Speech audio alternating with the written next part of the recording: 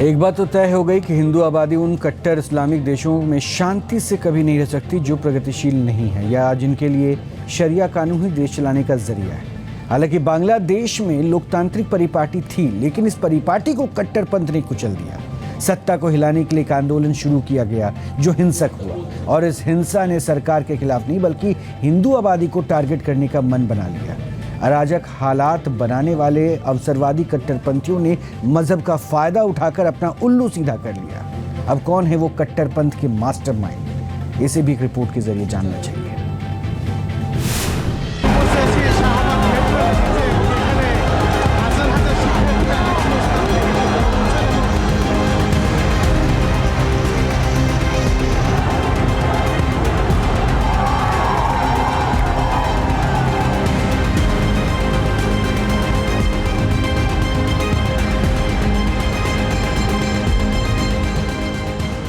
बांग्लादेश बर्बाद, किसने भड़काई आग?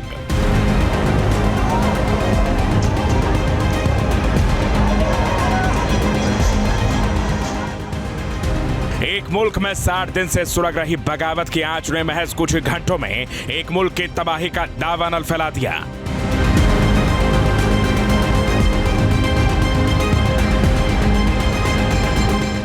शेख हसीना को अपने पद से इस्तीफा देकर न सिर्फ मुल्क छोड़ना पड़ा, बल्कि बांग्लादेश अराजकता की आग में खुद ही जल गया।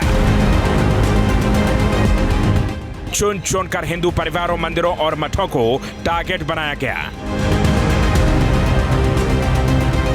तो क्या बांग्लादेश में आरक्षण मुद्दा था ही नहीं? क्या सिर्फ हिंदू आबादी असल टारगेट थी? क्या प्रदर्शन का हैंडलर कोई कट्टरपंथी था, या फिर बांग्लादेश में अराजकता फैलाई गई है?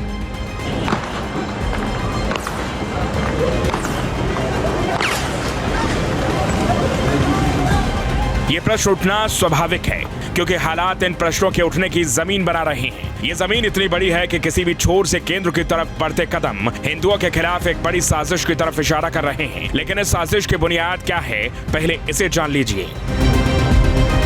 1951 में पूर्वी पाकिस्तान में हिंदू आबादी करीब 22% थी, लेकिन 2011 तक बांग्लादेश की आबादी घटकर 8.54% रह गई, और 2022 में इस देश में सिर्फ 7.95% हिंदू जनसंख्या ही बची।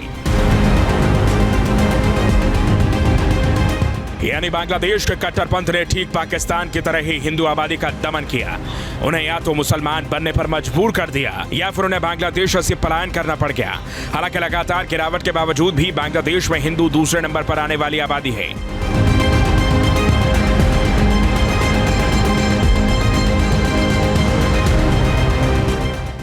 लेकिन अब कट्टरपंथी इस आबादी का पूरी तरह से सफाया करने का मन बना चुके हैं। इसलिए जैसे ही उन्हें अवसर मिला, चुन चुनकर हिंदू आबादी को निशाना बनाया गया।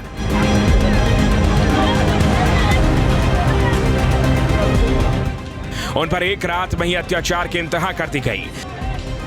ठीक बंटवारे जैसा दर्द लेकर आज हिंदू आबादी बांग्लादेश से पलायन के लिए मजबूर है, और उन्हें मजबूर करने वाला कोई कट्टरपंथी संगठन नहीं है, बल्कि वही मौलाना है जिन्होंने छात्रों को अपने कट्टरपंथ के जाल में फंसा है।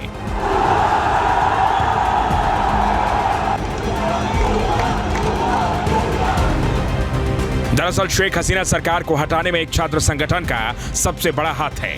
इस छात्र संगठन का नाम है इस्लामिक छात्र शिविर, और इसे फंडिंग करता है बांग्लादेश का कट्टरवादी दल जमात-ए इस्लामी, जिसने छात्रों के जरिए कट्टरपंथ का जहर युवाओं में फैला दिया।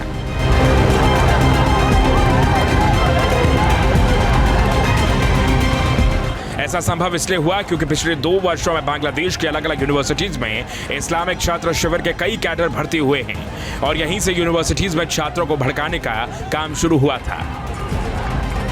आरक्षण के खिलाफ 2 महीने से सड़क पर प्रदर्शन इसी छात्र संगठन के बैनर तले हुए हैं, और यह सफल इसलिए हो सका क्योंकि ज्यादातर यूनिवर्सिटीज और कॉलेज में इसी छात्र शिविर का दबदबा है।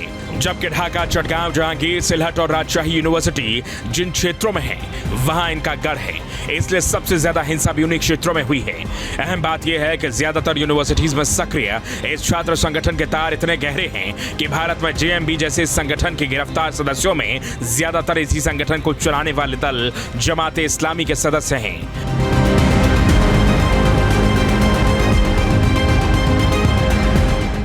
और इस बार भी बांग्लादेश में हुई हिंसा के मास्टरमाइंड नूरुल इस्लाम, बुलबुल मोहम्मद, नजरुल इस्लाम और कमाल अहमद सिकंदर हैं।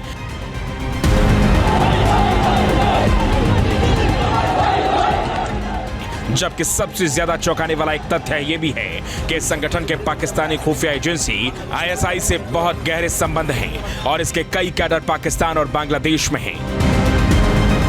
स्टूडेंट ने शुरू किया, उसके बाद जमात इस्लामी जो वहाँ की कट्टरपंथी धार्मिक संस्था है उसने ज्वाइन कर लिया और फिर उसके बाद वहाँ पे जो आतंकवादी संगठन है हुजी और इस तरह के बहुत से हैं वहाँ पे, उन लोगों ने ज्वाइन कर लिया। ये तोड़ फोड़ ये सब जितना हो रहा था, रहजनी या आगजनी आग वगैरह जो लगाई गई है, ये सारा काम जो है ये एक बहुत ही ये आतंकवादी जो ग्रुप है उसके अंदर ये लोग ट्रेंड लोग हैं। हमने देखा इससे पहले भी कई बार ये कर चुके हैं। ये सारे लोग पाकिस्तान से ट्रेंड होके आते हैं। उनका काम ही ये है कि जल्द कम समय के अंदर कैसे आग लगाई जाए, कैसे अराजकता फैलाई जाए। ये संगठन इंडिया आउट कैंपेन भी चला रहे हैं, यानी मालदीव की तर्ज पर इन्होंने अभियान शुरू किया है जिसमें सबसे ज्यादा टारगेट हिंदू आबादी को बनाया जाता है और यही जमात बांग्लादेश में आग लगा रही है जिनका असली टारगेट हिंदू ही है।